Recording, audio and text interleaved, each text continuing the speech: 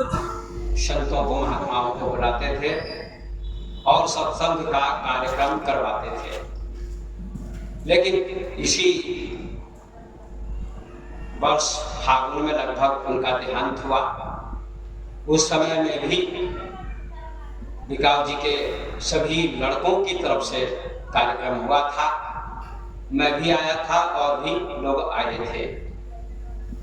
और इस वर्ष भी संयोग से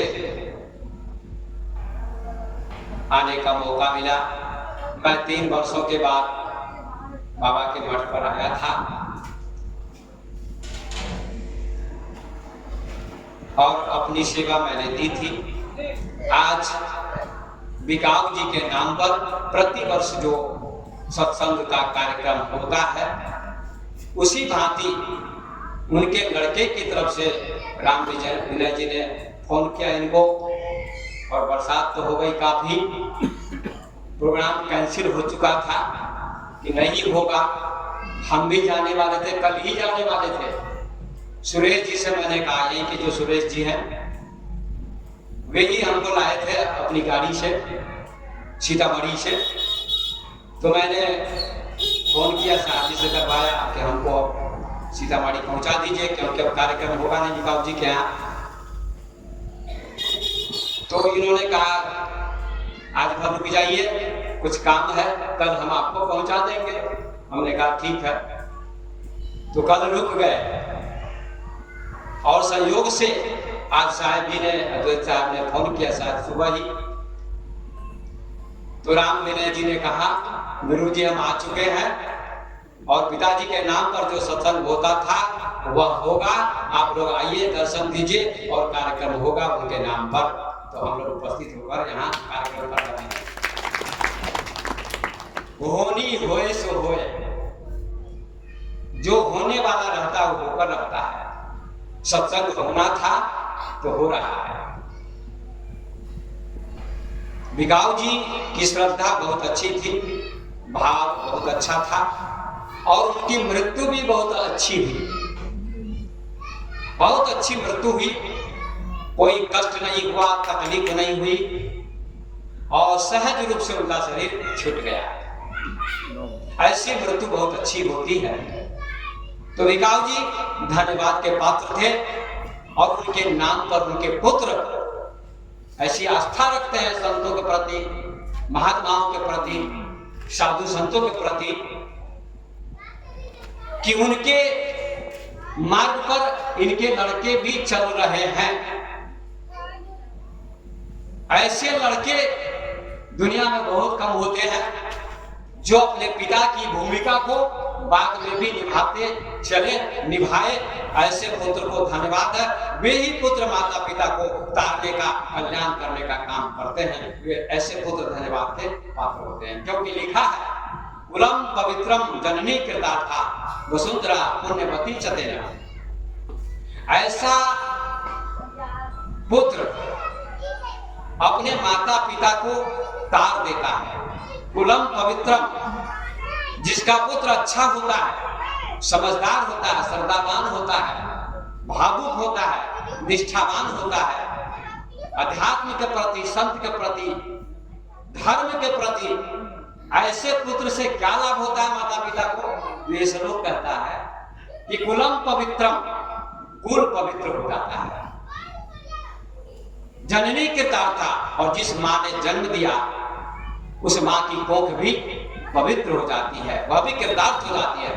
वसुंधरा पुण्यवती चतेना, और जिस धरती पर ऐसा पुत्र जन्म लेता है वह धरती भी पवित्र हो जाती है। जैसे विवेकानंद, शंकराचार्य, कबीर, नानक, दादू दरिया, बहुत सारे महापुरुष हुए, उनके आगमन से धरती भी पवित्र हो गई, माता पिता भी पवित्र हो गए, कृत हो गए और धरती भी पवित्र हो गई। ऐसे पुत्र से समाज भी लाभान्वित होता है। इसलिए राम विनय जी को बहुत बहुत धन्यवाद देते हैं कि इन्होंने कार्यक्रम का आयोजन किया। जब मैं मैट्रिक में पढ़ता था, हाई स्कूल में, यही बिशनपुर आपके, तो उस समय संस्कृत में एक कृष्णदेव बाबू थे, संस्कृत के शिक्षक, आप लोग जानते होंगे, पुराने लोग। वो संस्कृत पढ़ाते थे, बहुत अच्छे संस्कृत के ज्ञाता थे। तो संस्कृत पढ़ाते थे। एक श्लोक अभी भी याद है हमको, अभी भी वो श्लोक है तैत्तिरीयोपनिषद का। 10वीं कक्षा में हम पढ़ते थे। श्लोक है मातृदेवो भव, पितृदेवो भव, आचार्य देवो भव, अतिथि देवो भव। ये श्लोक तैत्तिरीयोपनिषद में लिखा हुआ है। आप लोगों ने उपनिषद तो नहीं पढ़ा होगा, लेकिन उपनिषद में लिखा हुआ, हमने पढ़ा उपनिषद। बहुत सुंदर श्लोक है ये। इस श्लोक के ऋषि क्या कहते हैं कि संसार में, आज मेरा विषय दूसरा है, थोड़ी चर्चा करके तो उस विषय पर आऊंगा।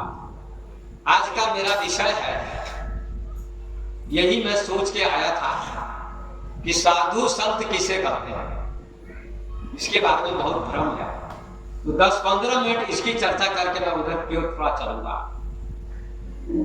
क्योंकि ट्रेन चलती है सीतामढ़ी से और मुजफ्फरपुर होते हुए घूमती हुई फिर दिल्ली जाती है, तो थोड़ा मोड़ लेती है। तो पहले मैं थोड़ी चर्चा कर दूं इस श्लोक की। मातृदेवो भव, पितृदेवो भव, आचार्य देवो भव, अतिथि देवो भव। लोग देवी देवताओं की पूजा करते हैं, उनकी आस्था होती है, श्रद्धा होती है, सभी जगह पूजा होती है। गांव-गांव में पूजा होती है, शहर-शहर में पूजा होती है। अभी दुर्गा पूजा संपन्न हुई, सभी गांवों में दुर्गा पूजा का उत्सव मनाया गया है बड़ी धूमधाम के साथ। अभी हमारे अध्यक्ष साहब कह रहे थे कहीं ऑर्केस्ट्रा हुआ, कहीं नाच हुआ। 1-1 लाख में नाच आता है, 1-1 लाख में ऑर्केस्ट्रा आता है, पर समाज को शिक्षा क्या मिलती है? क्या शिक्षा मिलती है? बच्चे सुधरते हैं कि बिगड़ते हैं? बिगड़ते हैं, सुधरते नहीं है।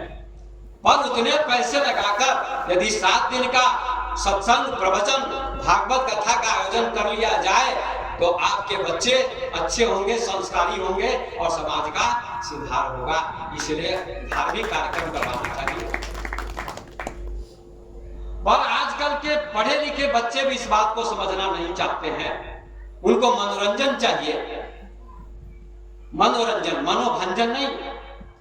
मन जिधर जाता उधर जाने दो, ये बहुत गलत बात है। भारत की संस्कृति नहीं है।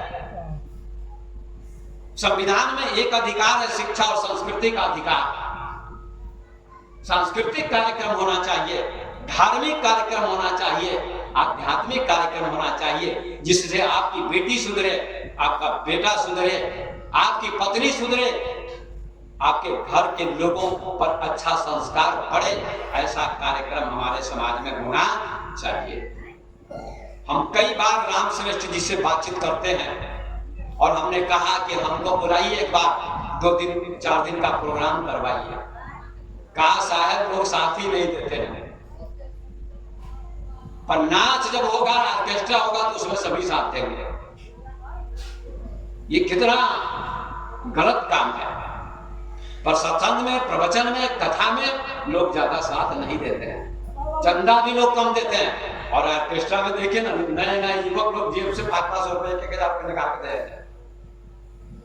ये दुर्भाग्य है भारत की संस्कृति का, ये सौभाग्य नहीं है। दुर्गा पूजा मनाई गई।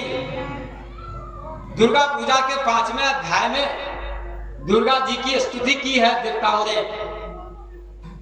उसको आप पंडित जी से पूछिए कि दुर्गा जी का क्या अर्थ होता है, तो मैं समझता हूं 100 में 99 पंडित नहीं बता पाएंगे। एक कोई बुद्धिमान होगा वो बता पाएगा। हमारा एक प्रवचन है, अभी रिकॉर्ड हो रहा है। दुर्गा पूजा के ऊपर मैंने 2 प्रवचन दिया है आश्रम में। क्लास में रहता हूँ, बोलता रहता हूँ, 1 घंटा आधा घंटा बराबर बोलता हूँ। और कार्यक्रम में जाता हूँ तो वहां भी बोलता हूँ, वो भी रिकॉर्ड होता है। जैसे आज हो रहा है, बाबा के मठ में भी रिकॉर्ड हुआ, अभी भी रिकॉर्ड हो रहा है, उसको आप लोग सुनिए। पहले प्रवचन का नाम है ऊर्जा का नाम, जीवन की ऊर्जा का नाम दुर्गा है। क्या नाम है प्रवचन का? बोलिए जरा आप लोग। जीवन की ऊर्जा का नाम दुर्गा है। अब इसका क्या अर्थ हुआ? 5वें अध्याय में देवताओं ने दुर्गा जी की स्तुति की है। 13 अध्याय है, 700 श्लोक है दुर्गा सप्तशती में, और मैं उस पर बोलूंगा तो 7 दिन बोल सकता हूं, लेकिन अभी एक श्लोक की थोड़ी सी व्याख्या कर रहा हूं, तब आऊंगा फिर माता पिता पर। या देवी सर्वभूतेषु शक्ति रूपेण संस्थिता नमस्तस्यै नमस्तस्यै नमस्तस्यै नमो नमः। ये पहला श्लोक। जो देवी, या माने जो, संस्कृत का शब्द है। या देवी सर्वभूतेषु, सभी प्राणियों में, शक्ति रूपेण संस्थिता। कितना सुंदर श्लोक है, बिल्कुल आध्यात्मिक श्लोक है। या देवी सर्वभूतेषु शक्ति रूपेण संस्थिता, शक्ति के रूप में सभी प्राणियों में वो विराजमान है। नमस्तस्यै नमस्तस्यै नमस्तस्यै नमो नमः। उनके लिए बार बार प्रणाम है, 3 बार प्रणाम है। नमस्तस्यै नमस्तस्यै नमस्तस्यै नमो नमः, 3 बार प्रणाम किया है लेखक ने।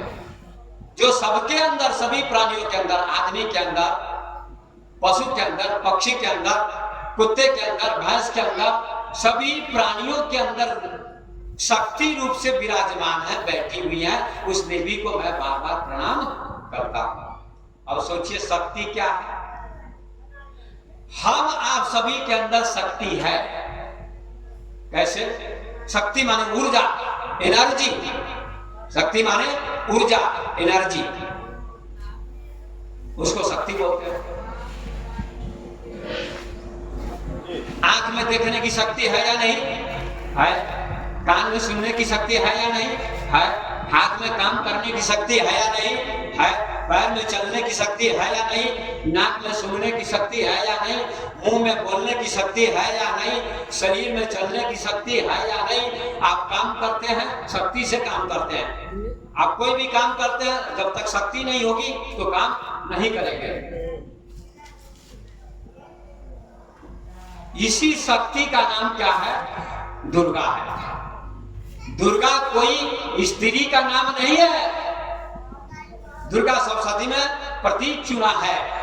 जितने भी प्राणी हैं, सबके अंदर जो ऊर्जा है, शक्ति है, चलने की, फिरने की, उठने की, बैठने की, देखने की, सुनने की, काम करने की, उसी ऊर्जा का नाम दुर्गा है। और उसी दुर्गा को, उसी ऊर्जा को मैं प्रणाम करता हूं। ये कितना सुंदर अर्थ है।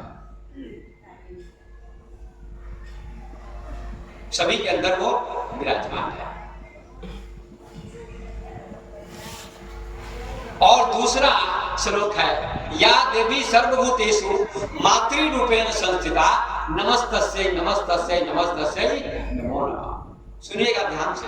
या देवी सर्वभूतेषु मातृ रूपेण संस्थिता, जो देवी सभी प्राणियों के अंदर माता रूप से विराजमान है, माता रूप से बैठी हुई है, माता रूप से स्थित है, उनको मैं बार बार प्रणाम करता। अब सोचिए, तो बकरी के अंदर भी वो माता रूप से है, खसी के अंदर भी वो माता रूप से है, भैंसा के अंदर भी माता रूप से है, हमारे अंदर भी माता रूप से। माता माने ममता, माता माने ममता। अब बकरी को काटा जाता है, खसी को काटा जाता है, भैंसा काटा जाता है। जनकपुर जानकी स्थान, उसके बाद एक राम मंदिर है भगवान राम के नाम से, उसके बगल में राजदेवी मंदिर है। वहां 10,000 खसी काटे जाते हैं। किस दिन? नवमी के दिन, अष्टमी के दिन। अब सोचिए, श्लोक का अर्थ है कि जो जो देवी माता रूप से सभी में बैठी हुई है।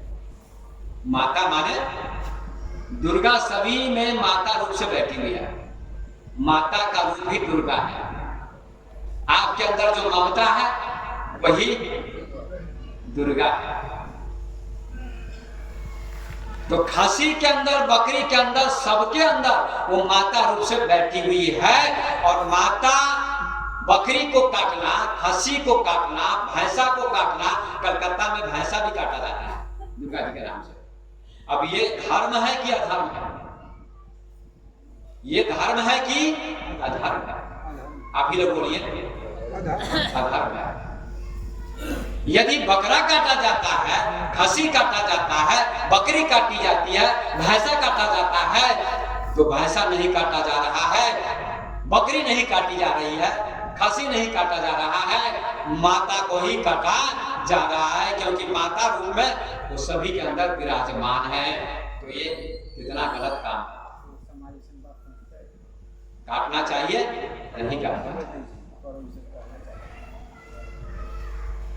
तीसरा श्लोक है, या देवी सर्वभूतेषु दया रूपेण संस्थिता नमस्तस्यै नमस्तस्यै नमस्तस्यै नमो नमः। जो देवी सभी के अंदर दया रूप से विराजमान है, उनको बार बार प्रणाम करता हूं।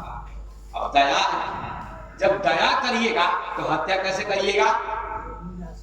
जब दया करिएगा तो हत्या कैसे करिएगा? लेकिन पंडित पुरोहित लोग कहते हैं देवी प्रसन्न होती हैं, इसलिए बकरे की हत्या करो, खसी की हत्या करो, बकरी की हत्या करो, भैंसे की हत्या करो, मुर्गे की हत्या करो।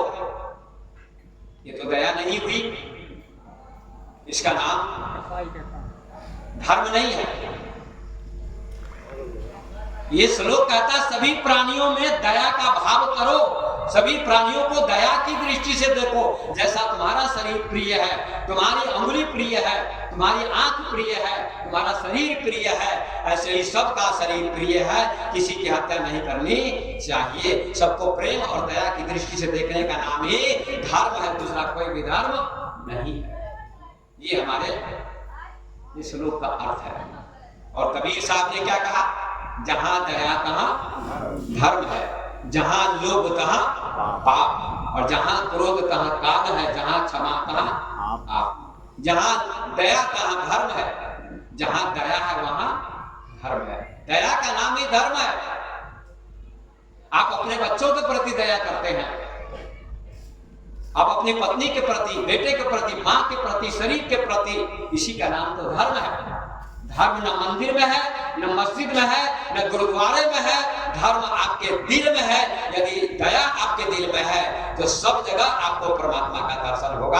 खसी में भी, बकरी में भी, और सारे प्राणियों में भगवान का दर्शन आपको हो जाएगा। इसी का नाम धर्म है। जहां दया तहां धर्म है, जहां लोभ तहां पाप। इसलिए दया कीजिए। ये 3 श्लोकों की व्याख्या की गई। इसलिए हत्या दुर्गा जी के नाम पर बहुत बड़ा पाप है, हिंसा बहुत बड़ा पाप है। सबसे बड़ा धर्म क्या है? यदि आप लोगों से पूछा जाए तो क्या बताइएगा? सबसे बड़ा धर्म क्या है? कबीर की परिभाषा जहां गया था, यही धर्म है। हिंदू धर्म नहीं, इस्लाम धर्म नहीं। लेकिन ये कहने से तो हिंदू लोग दुखी हो जाएंगे। हिंदू को धर्म कहा जाता है, इस्लाम को धर्म कहा जाता है, इस्लाम धर्म, हिंदू धर्म। लेकिन रामचरितमानस में गोस्वामी तुलसीदास जी ने कहीं हिंदू शब्द का प्रयोग नहीं किया। न गीता में, न रामायण में, न भागवत में। सनातन धर्म है, लेकिन फिर भी हिंदू का अर्थ होता है, हिंदू का बहुत श्रेष्ठ अर्थ है। सिंधु नदी के किनारे पर जो लोग रहते थे, उन लोगों ने इस सिंधु को हिंदू कहा, स को ह कहा, इसलिए उसी दिन से सिंधु शब्द हिंदू बन गया। फिर भी हिंदू शब्द का अच्छा अर्थ है। हिंदू का अर्थ होता है जो हिंसा न करे, हत्या न करे, उसका नाम हिंदू होता है, उसी का नाम है। तो तुलसीदास जी ने रामचरितमानस में सब जगह लिखा धर्म की क्या परिभाषा है। परम धर्म सुक्ति विदित अहिंसा। सबसे बड़ा धर्म क्या है? और हिंसा, हिंसा नहीं करो, ये सबसे बड़ा धर्म है। ये गोस्वामी जी की परिभाषा है। इसलिए दुर्गा जी के नाम पर हत्या नहीं होनी चाहिए। अपनी मां को दुर्गा मानिए और उनकी पूजा कीजिए। ठीक है, ये आस्था हिंदू धर्म की, करते हैं, कोई बात नहीं है। लेकिन अपने घर में अपनी मां को दुर्गा मानकर उनका सम्मान करिए, उनकी परिक्रमा करिए और उनका पूरा सम्मान कीजिएगा, तो उनका पूरा आशीर्वाद आपको मिल जाएगा। और भगवान से भी ऊंचा स्थान मां का होता है, भगवान से भी ऊंचा। क्यों? आप रामचरितमानस पढ़िए, तुलसीदास जी लिखते हैं, प्रातः काल उठ के रघुनाथा मात पिता गुरु ना वही माता। सुबह सुबह उठकर राम जी माता को, पिता को और गुरु को प्रणाम करते थे। ये चौपाई है बाल कहानी। कौशल्या जी को, दशरथ जी को और महर्षि वशिष्ठ को प्रणाम करते थे। ये उनकी दिनचर्या थी। ये कितना सुंदर लिखा है। प्रातः काल उठ के रघुनाथा माता पिता गुरु ना वही माता। सिर झुका के प्रणाम करते थे वो राम जी। सिर झुका के, अलग से ऐसे नहीं, सिर झुका के। सिर में अहंकार होता है, इसलिए सिर झुका के प्रणाम करना चाहिए। अहंकार आपका खत्म हो जाएगा, इसलिए सिर झुकाकर प्रणाम करने का विधान है हमारे शास्त्र में। इसलिए लिखा है ऋषि ने, मातृ देखो भव, माता देवता है। अब एक लड़का आया पढ़ लिख के, बड़ा विद्वान था, एमए पास था, कुछ अंग्रेजी भी जानता था, हिंदी भी जानता था, लेकिन अंग्रेजी का उसका अभिमान था। घर पर आया पटना से पढ़ के, तो माँ पढ़ी लिखी नहीं थी, पिता पढ़े लिखे नहीं थे, किसान थे। तो उसने माँ से कहा प्लीज कम हियर मदर। तो माँ ने कहा पता नहीं बेटा क्या पढ़ के आ गया। और माँ ने अर्थ किया ये मुझे मारेगा, मदर माने मारेगा, इसलिए माँ भागने लगी। उसने सोचा माँ नहीं समझ रही तो पिता तो समझेंगे। तो उसने पिता से कहा please come here father. Father माने पिता, कम माने आना, हियर माने यहाँ नजदीक में आइए। Please come here father.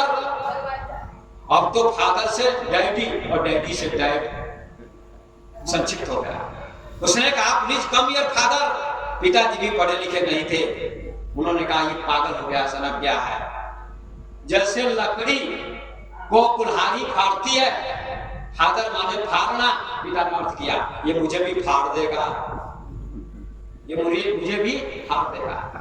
पिता भी भागने लगे।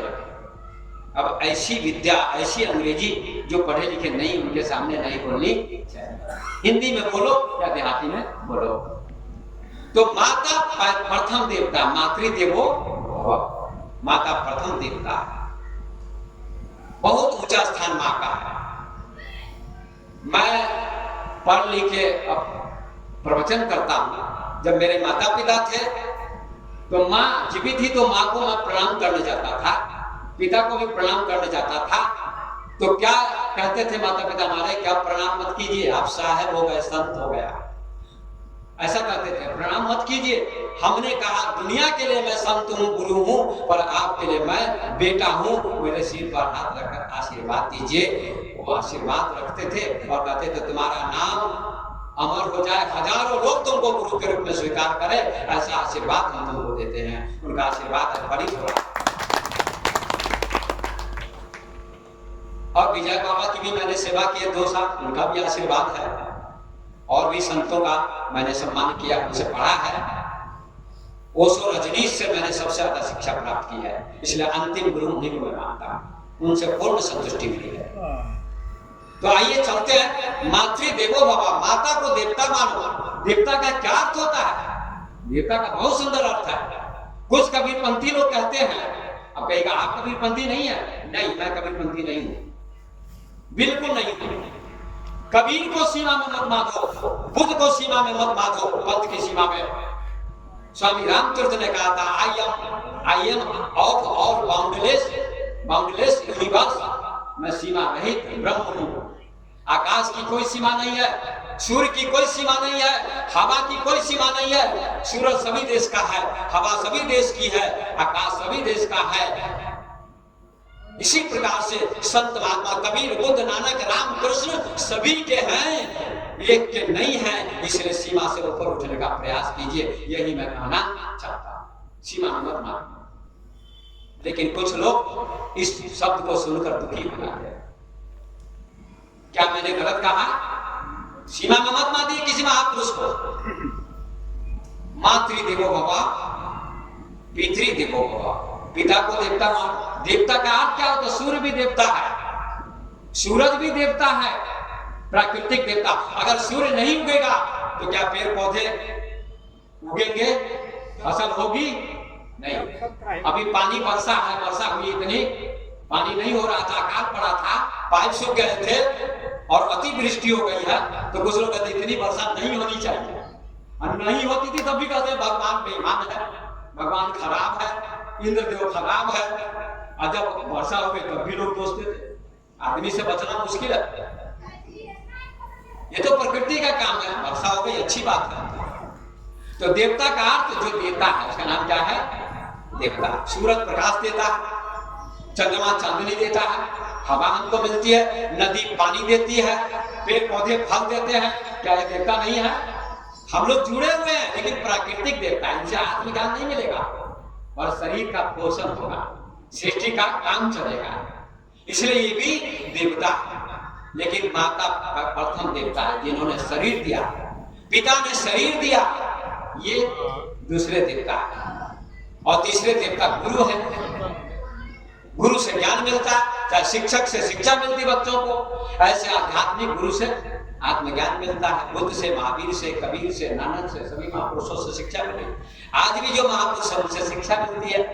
इसलिए ये तीसरे देवता कौन है? गुरु है। और चौथे देवता कौन है? अतिथि है। जिसके आने की तिथि नहीं मालूम हो उसका नाम क्या है? अतिथि। ये चार देवता हैं। वेद के ऋषि कहते हैं, उपनिषद के ऋषि कहते हैं कि 33 करोड़ देवता तुम्हारे पुराणों में लिखे हुए हैं, लेकिन उन 33 करोड़ देवताओं की पूजा आप नहीं कर सकते हैं। यदि इन चार देवताओं की पूजा आप कर लेते हैं तो सभी की पूजा हो जाती है, फिर और की पूजा करने की जरूरत नहीं पड़ेगी। केवल इन चार देवताओं की पूजा कर लीजिए, माता की, पिता की, गुरु की और अतिथि की। कितना अच्छा ऋषि कहते हैं। ये मेरा श्लोक नहीं है, किसका श्लोक है? ऋषि का श्लोक है। इसलिए आप लोग चिंतन करिए, बिशनपुर के लोगों, आप पढ़े लिखे बैठे हुए हैं सभी। हम हनुमान को भी देवता कहते हैं, और देवता चेतना धरई हनुमत से ही सर्व सुख करे, ऐसा हनुमान चालीसा में लिख रहा है। हनुमान देवता है, सही बात, देवता है। राम जी की सेवा की, भक्त थे, परम भक्त थे। अगर हनुमान जी से शिक्षा लेनी है तो समर्पण की शिक्षा लीजिए। राम जी के प्रति उनका समर्पण था, ऐसा भक्त होना चाहिए। माता का भक्त, पिता का भक्त, गुरु का भक्त, ऐसा भक्त होना चाहिए। तो हनुमान जैसा भक्त होना चाहिए। शिक्षा हनुमान जी देवता थे, राम जी भी देवता थे, कृष्ण जी भी देवता थे। समाज को कुछ दिया ना, शिक्षा संस्कार। बुद्ध भगवान ने शिक्षा दी। यद्यपि बुद्ध भगवान ईश्वर को नहीं मानते थे, सुनिएगा जरा, बुद्ध भगवान ईश्वर को नहीं मानते थे, न आत्मा को मानते, कहते थे आत्मा भी नहीं है, ईश्वर भी नहीं है, ऐसा उनका संदेश है। आज 55 करोड़ बौद्ध धर्म है, बौद्ध धर्म के लोग हैं, लेकिन बुद्ध कहते थे ईश्वर नहीं है। लेकिन हिंदू कहते ईश्वर है, मुसलमान कहते अल्लाह है, ईसाई कहते गॉड है, और बाकी लोग कहते ईश्वर है। लेकिन बुद्ध कहते थे ईश्वर नहीं है। इसका मतलब क्या हुआ? ईश्वर कोई व्यक्ति नहीं है जो सृष्टि को चला रहा है। अगर व्यक्ति होता तो दुनिया में हत्या हो रही है ना, डकैती हो रही है, चोरी हो रही है, तो चोर की चोरी को रोक देना चाहिए ईश्वर को। बुद्ध कहते हैं मेरी बात नहीं है। बुद्ध कहते चोर चोरी करने जा रहा है, डकैत डकैती डाल रहा है, कोई किसी की हत्या कर रहा है, तो फिर ईश्वर रोकता क्यों नहीं है? ये बुद्ध का तर्क था। इसलिए बुद्ध कहते थे कि ईश्वर नहीं है, ये बुद्ध का तर्क था। और आत्मा भी नहीं है, बुद्ध कहते थे। इसका मतलब क्या हुआ? अगर आत्मा नहीं तो शरीर चलेगा कैसे? भाई ये माइक है, और माइक क्या है? आप ही लोग बोलिए माइक क्या है? यंत्र है। माइक क्या है? यंत्र है। और मैं बोलने वाला हूं, यंत्री। माइक बोल नहीं सकता, माइक में मैं बोलता हूं, लेकिन बोलने वाला नहीं होगा तो माइक कैसे बोलेगा? मैं बोलने वाला हूं ना, इसलिए माइक यंत्र है, मैं बोलने वाला। शरीर माइक की तरह है, और इसके अंदर जो बोलने वाली चेतना है, जिससे आंखें देखती हैं, कान सुनते हैं। मैं आपसे प्रश्न पूछता हूं आप लोगों से, क्या आंखें देखती हैं? देखती हैं। इन्होंने कहा देखती हैं। कान सुनते हैं? सुनते हैं। हाथ काम करते हैं? करते हैं। पैर चलते हैं? चलते हैं। लेकिन वेद के उपनिषद के ऋषि कहते हैं आंखें नहीं देखती हैं, कान नहीं सुनते हैं, पैर नहीं चलते हैं, ये सब झूठ बात है। कैसे? ये बहुत अध्यात्म है, थोड़ा सुनिए। आंखें नहीं देखती हैं, बिल्कुल सही बात है। एक केनोपनिषद है हमारे भारतवर्ष में, ऋषियों ने रचना की है केनोपनिषद। 108 उपनिषद है जिनमें केनोपनिषद है। यन मनसा न मनते नाहु मतो मतम मनोमतम तदेव ब्रह्म विद्धि निदम निदम उपासते। जिस आंख से आप दुनिया को देखते हैं, सूर्य को, चांद को, पृथ्वी को, किसी को, ये आंखें दुनिया को नहीं देखती हैं। अगर आंखें देखती तो जब शरीर छूट जाता है, मृत्यु हो जाती है, आत्मा निकल जाती है, तो आंखें तो होती हैं, कान तो होते हैं, पैर तो होते हैं, हाथ तो होते हैं, मुंह तो होता है, नाक तो होती है, फिर आंखें देखती क्यों नहीं है? कान सुनते क्यों नहीं? हाथ काम क्यों नहीं करते? पैर क्यों नहीं चलते?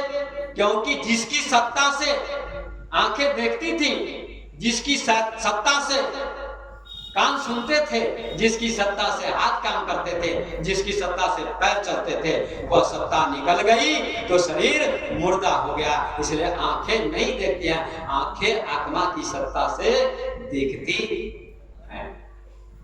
जैसे बस नहीं चलती, लोग कहते बस जा रही है, ट्रेन जा रही है, लोग बोलते हैं ना, बस जा रही है, ट्रेन जा रही है, लेकिन बस नहीं जाती है, न ट्रेन जाती है। बस को कोई ले जाता है, चलाता है, अपने आप नहीं चलती है। ट्रेन अपने आप नहीं चलती है, उसको चलाने वाला कौन है? ड्राइवर है। ऐसे शरीर के अंदर एक ड्राइवर है जिसको चेतना कहते हैं, आत्मा कहते हैं, ब्रह्म कहते हैं, ईश्वर कहते हैं। वही शरीर को चला रहा है और उसके बिना शरीर टिक नहीं सकता है। उसी का नाम आत्मा है, परमात्मा है। वही देवता है, असली देवता। तो ये चार देवता, माता पिता गुरु, ये चार देवता माने जाते हैं।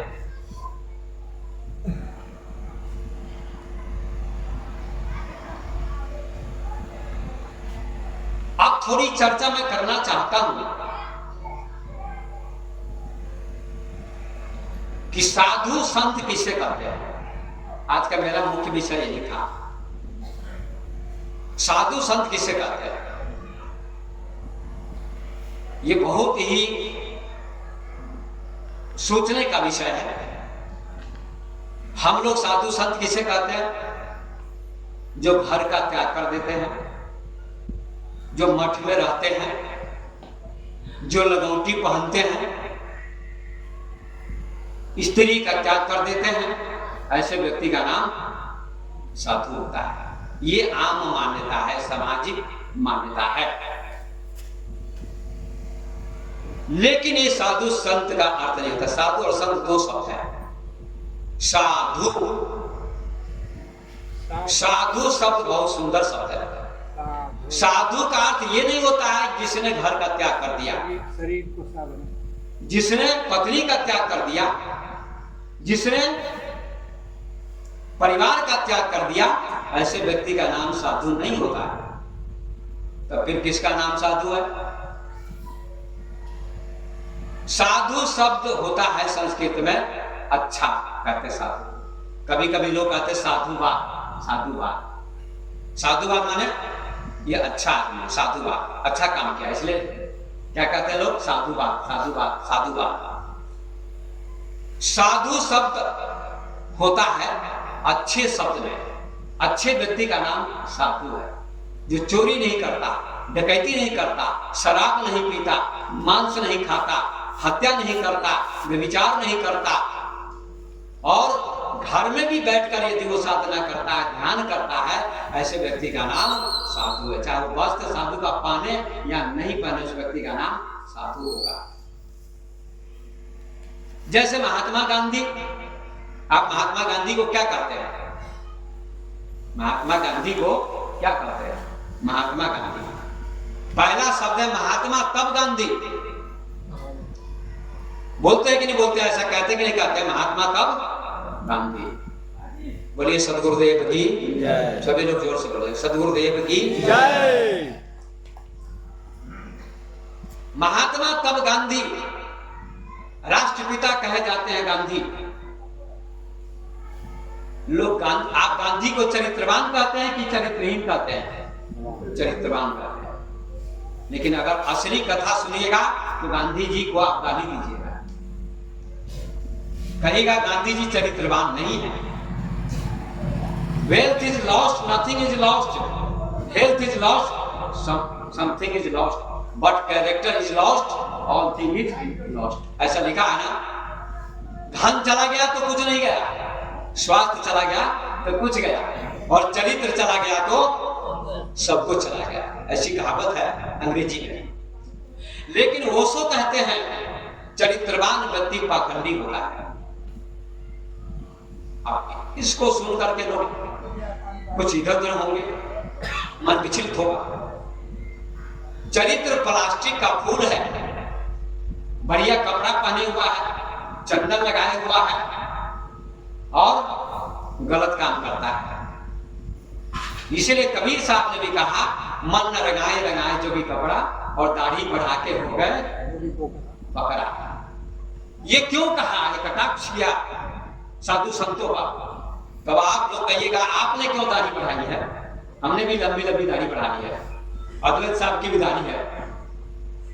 आपका प्रश्न होगा, क्वेश्चन होगा कि आपने दाढ़ी क्यों बढ़ाई है?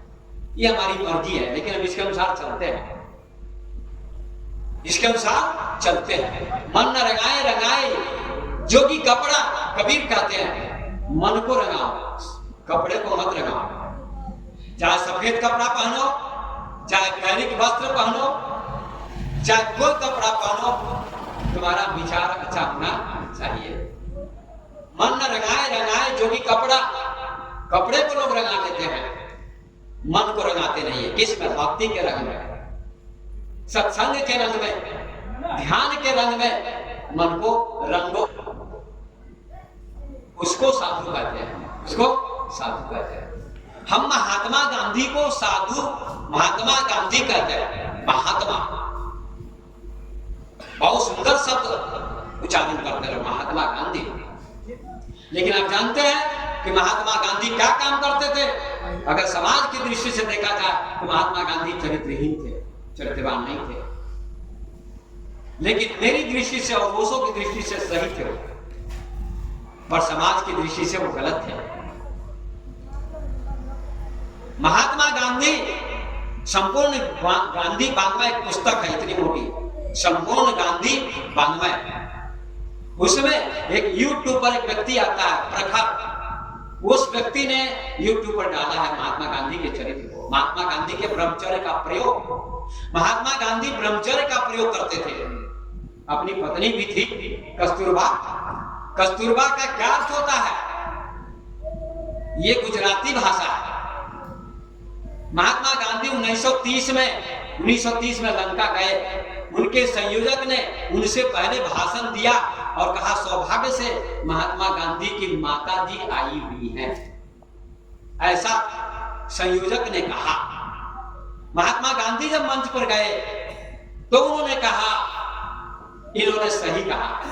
यद्यपि कस्तूरबा गांधी वहां गई थी, कस्तूरबा उनकी पत्नी थी, लेकिन महात्मा गांधी ने कहा, हमारे सज्जन ने जो कहा कि गांधी जी के साथ मां आई हुई है, ये सही बात है। कुछ दिन से मेरी पत्नी मेरी मां बन गई है।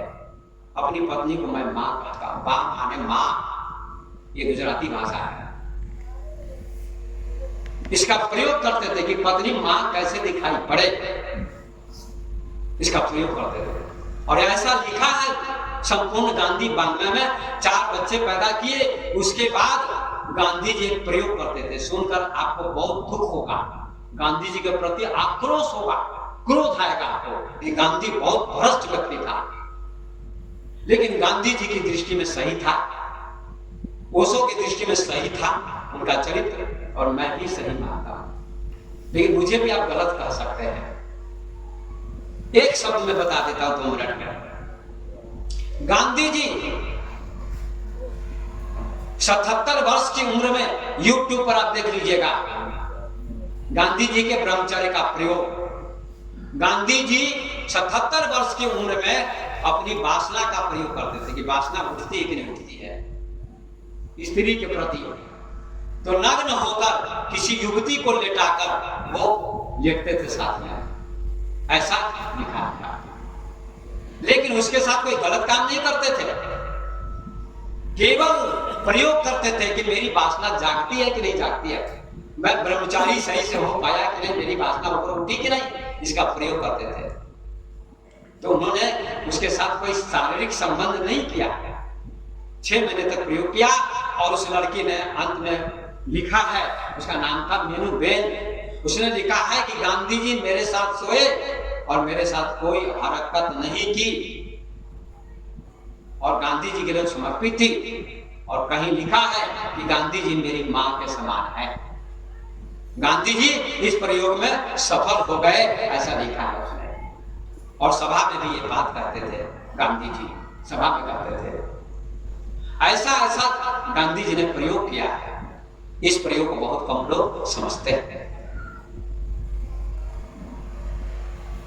गांधी जी ने कोई उसके साथ संबंध स्थापित नहीं किया। तो आइए चलते हैं, साधु का अर्थ होता है जो साधना करता है। अब आप भगवान राम के गुरु को साधु कहिएगा कि नहीं कहिएगा? महर्षि वशिष्ठ को, महर्षि वशिष्ठ पत्नी के साथ थे, उनके पास पत्नी थी अरुंधति और साथ में लिखा उनके 100 बेटे थे और भगवान राम ने उनको गुरु बनाया। तो उनको आप साधु कहिएगा कि नहीं कहिएगा? साधु थे, ऋषि थे, पत्नी होते हुए भी पत्नी के साथ संबंध किया उन्होंने, लेकिन अंत में पत्नी से ऊपर भी उठ गए, इसलिए ऋषि थे। भगवान कृष्ण के गुरु संदीपनी ऋषि, उनके पास भी पत्नी थी, कृष्ण ने उनको गुरु स्वीकार किया। क्यों स्वीकार किया? वो ऋषि थे। पत्नी बाधा नहीं है, स्त्री बाधा नहीं है, आपका मन बाधा है। रामकृष्ण परमहंस विवेकानंद के गुरु, आप लोगों ने नाम सुना होगा, क्या नाम था उनका? रामकृष्ण के परमहंस, विवेकानंद के गुरु का नाम क्या था? रामकृष्ण परमहंस। रामकृष्ण परमहंस का विवाह हुआ। विवाह करके जब पत्नी को लाए, पत्नी आई तो पत्नी को उन्होंने पैर छू के प्रणाम किया।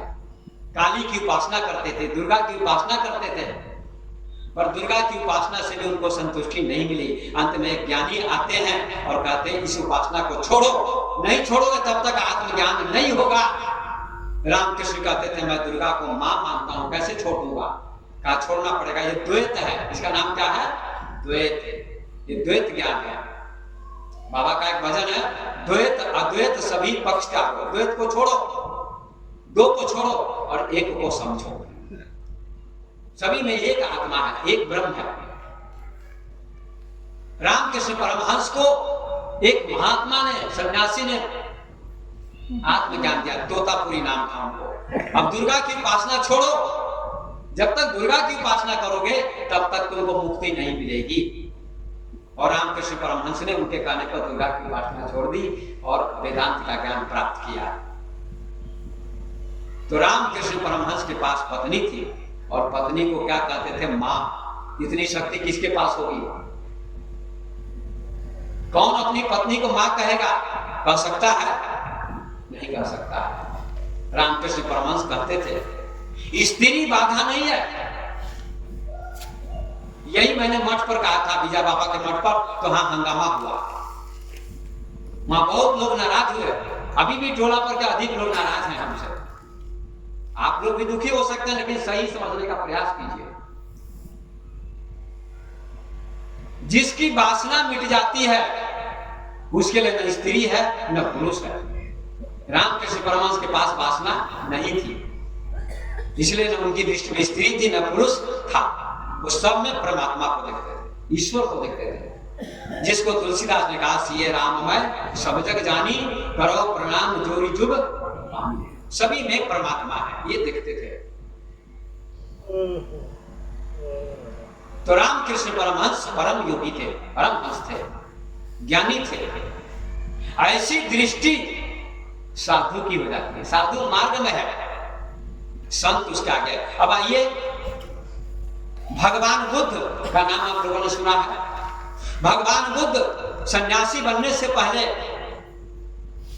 उनका विवाह हुआ, वो सन्यासी बनना चाहते थे, साधु बनना चाहते थे, योगी बनना चाहते थे, उनका मन नहीं लगता था घर पर।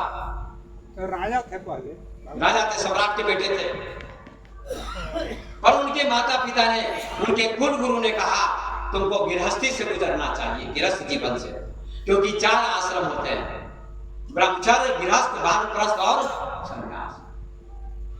बाबा को भी बहुत कष्ट हुआ साधना में, विजय बाबा को, उसके बाद उनको सफलता मिली। बुद्ध को भी कष्ट हुआ, तब उनको सफलता मिली। लेकिन जो ब्रह्मचर्य का पालन करेगा और उसके बाद गृहस्थ में जाएगा, उसका मन नहीं भटकेगा। ये अभी बचपन से साधु बन गए, मैं भी बचपन से बन गया, जरा सुन लीजिए। और यहाँ जो आते हैं, टोला पर आते हैं, बहुत लोग आते हैं, वक्ता ललित जी आते हैं, दीनबंधु जी आते हैं, कुर्थैया के मोहन साहब आते हैं, सभी गृहस्थ हैं, सबके पास बच्चे हैं, पत्नी है, लेकिन उन्होंने कथा सीखी है, प्रवचन सीखा है, तो देते हैं, अच्छी बात है, प्रवचन देना अच्छी बात है, ज्ञान सुनाना अच्छी बात है, लेकिन वे ही त्याग बाद आकर सुनाते हैं लोगों को,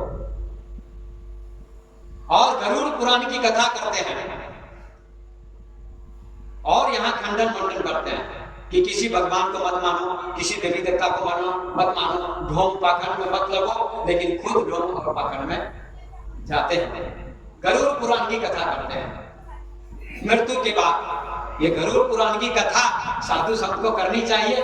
बिल्कुल नहीं करनी चाहिए, माया रूपी, उसमें बिल्कुल कर्मकांड है, उसमें बिल्कुल ढोंग की बात है, मुक्ति की बात, आत्मा की बात, सत्संग की बात, अध्यात्म की बात बहुत कम है, 1%, बाकी सभी कर्मकांड की बात है। इसलिए गरुड़ पुराण की कथा हम नहीं करते हैं। अब भागवत की कथा हमने छोड़ दी है, अब केवल प्रवचन करते हैं। भागवत फिर भी बहुत अच्छा करता है, माया में फंसा। इसीलिए आप लोग पहचानने का प्रयास कीजिए। और वो साधु के भेष में आते हैं।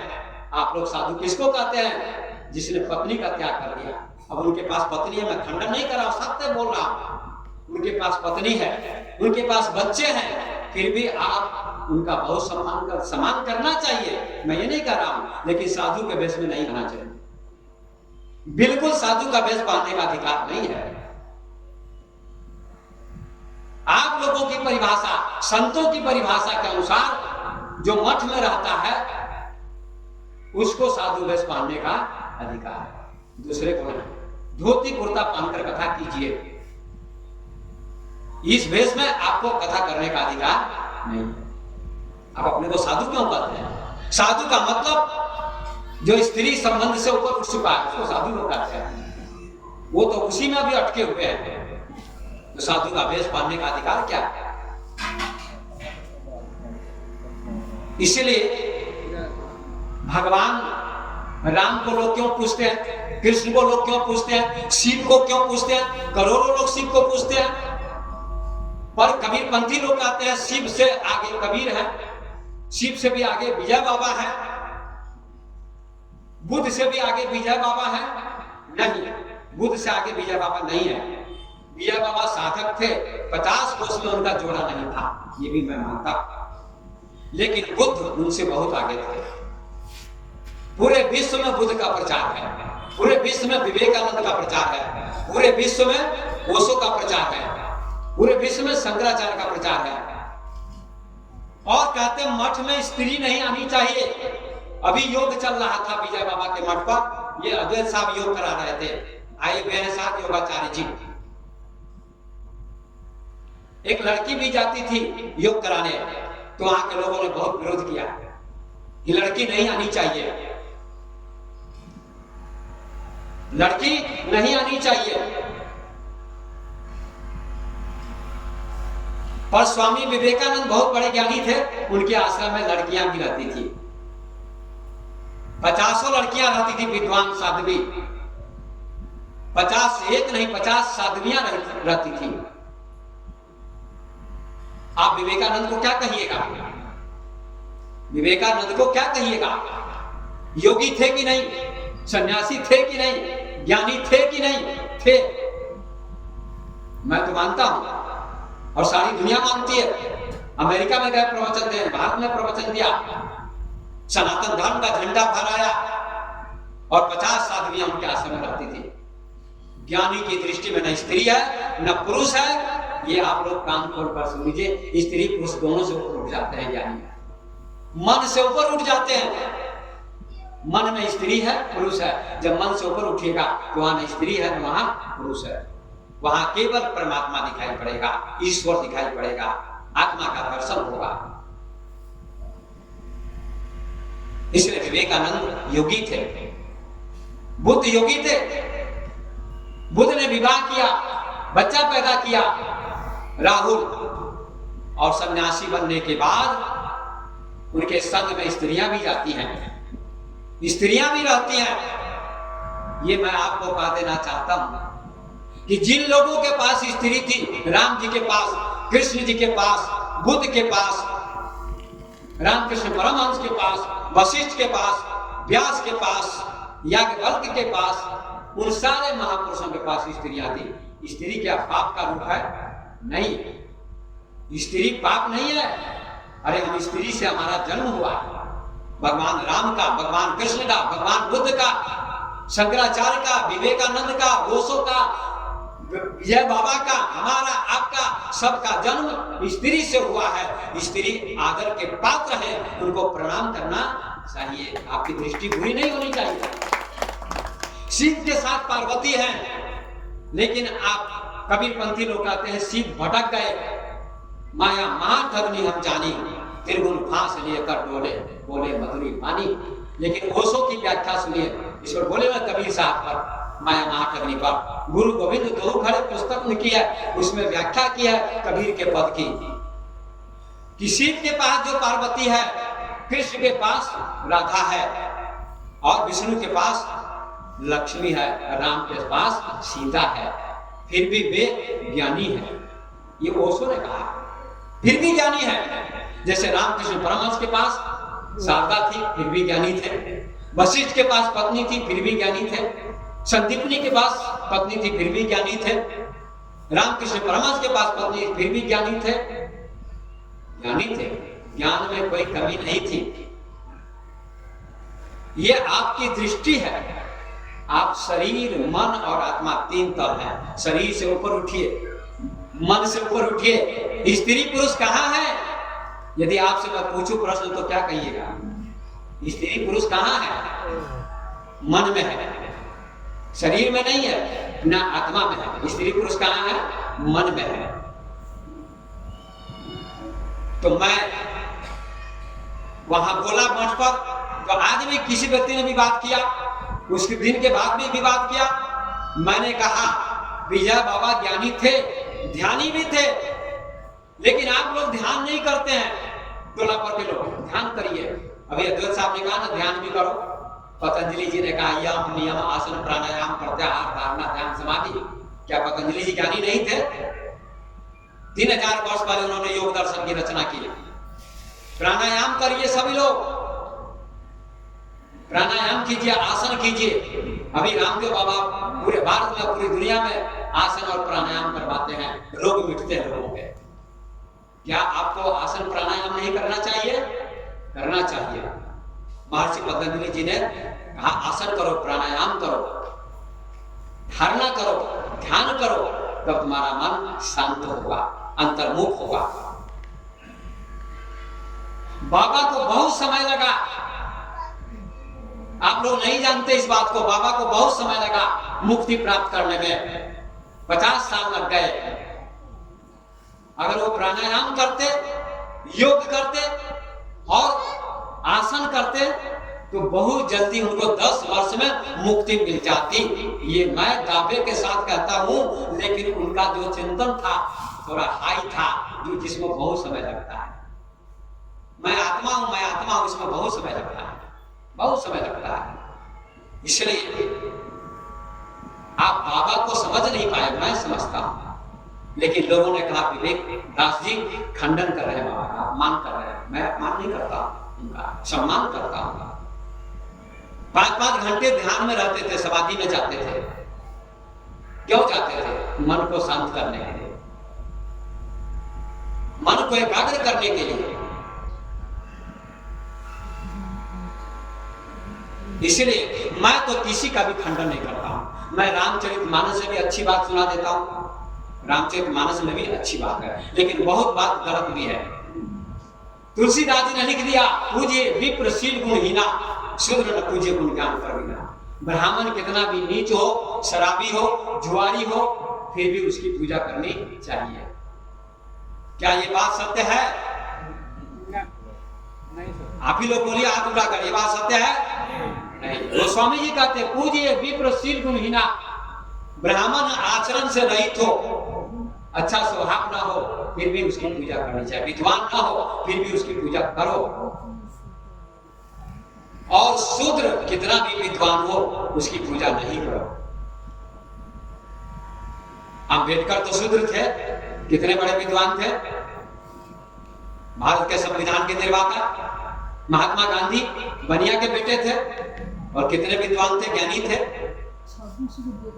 इसलिए ये पंक्ति गोस्वामी जी ने जो लिखी है, इस पर बहुत विवाद हो रहा है पूरे देश में कि ये पंक्ति उन्होंने जो लिखी ब्राह्मणवाद किया। लेकिन जब दूसरी पंक्ति लिखी, ये कर्म प्रधान विश्व करी राखा, जो जस करही सो तस फल चाखा। कर्म की प्रधानता है, जो जैसा कर्म करेगा वैसा फल पाएगा। कर्म से व्यक्ति महान होता है, जाति से महान नहीं होता है। इसलिए कबीर साहब ने कहा, जात पात पूछो नहीं कोई, और हरि के वजह से हरि के कोई। जात पात मत पूछो, जात ऊंची नहीं होती है, कर्म ऊंचा होता है। ऊंचे कुल का जन्मिया, करनी ऊंच न होय, सुब्रन कलश सुरा करा, साधु निंदा सोय।